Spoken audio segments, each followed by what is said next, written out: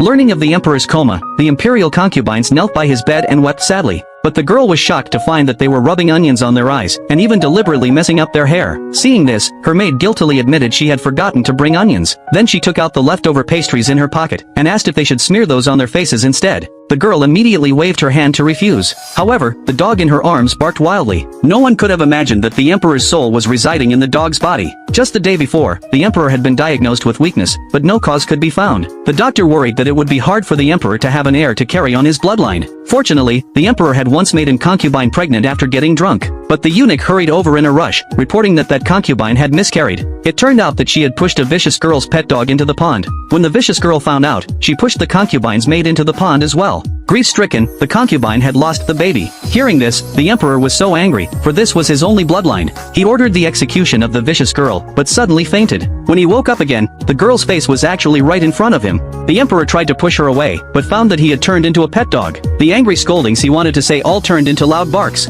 Meanwhile, the girl was confused why it had suddenly become so fierce. Just a moment ago, the girl had been watching a palace drama. After an accidental fall, she had traveled to the drama world and become that vicious girl. Since she had watched the plot, she knew the emperor would soon punish her severely. She paced back and forth anxiously, searching for a way to avoid death. Finally, the girl lay down on the bed and gave up. She thought that even if she must die, she should die after eating her fill. So she immediately ordered a rich meal and invited her maid to join. Once full, the girl picked up the pet dog and started dressing it up. The emperor watched in horror as the maid took out a bow hairband. He felt humiliated and struggled to run away, but the girl easily caught him back. She then found out it was actually a male dog, patting his butt with a smile. This made the emperor even more humiliated, and he barked angrily. What he didn't know was that his unconscious body had undergone a change, and his face had turned bright red. Just then, the concubine burst in arrogantly, declaring that her scheme had succeeded. It turned out that the emperor had lost his memory after getting drunk, so she had pretended to be pregnant to deceive him. Upon hearing this, the dog pounced on the concubine in a frenzy, but was kicked away and fainted. The next second, the emperor woke up angrily.